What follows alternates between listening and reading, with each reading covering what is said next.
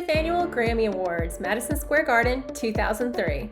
So I thought I'd do a part 2 on the Grammys because there were a couple of other things that are just kind of stuck in my memory that I thought I'd mention. Let's see, when we weren't working on the floor, we weren't needed, I was standing off at what's called Gate 4, which is just one of the gates off to the side. And the thing about that this evening was that's where they were lining up all the seat fillers. So if you don't know what seat fillers are, whenever you do live TV, so that none of the seats look empty, you have seat fillers. So constantly they're supposed to be going to a seat while the cameras are on, and then when the person who's actually in that seat, when they come back from the bathroom or wherever they've been, you get up and you give them their seat back. So they normally wear like a little ribbon or a pin or some kind of indicator so that people working on the show realize that these are the seat fillers. So, but what I remember that night is they started out with like well over 100 seat fillers, like they were lined up all down the hallway, and then slowly as the night went on, they ended up with like, I don't even know, less than 20. And what was happening is they would go sit in the seats, and then they would just take their little pin off, and then if they had to get out of that seat, they would just jump up and find another seat. So yeah, it was just kind of funny because they were scrambling like, where the hell are all the seat fillers? And I'm like, they're probably in the seats.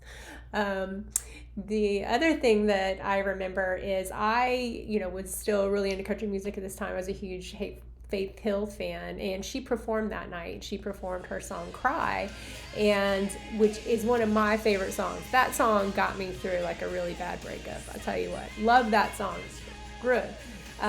But she performed it.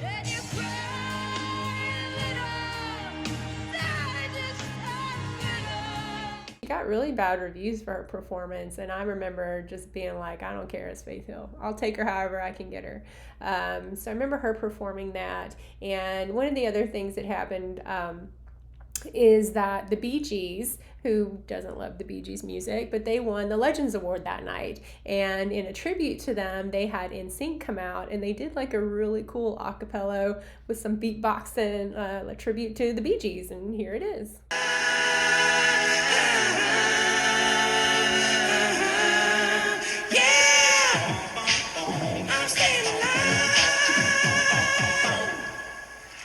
The other thing I remember is walking around on the floor when they were getting close to showtime, and Aretha Franklin was assigned to sit in the very front row, like almost in the center, and she wasn't there yet. And so she ended up showing up a little bit late. But what was interesting when she showed up is I watched her come in, and look, she is a very prodigious woman anyway, in personality and voice, in all ways.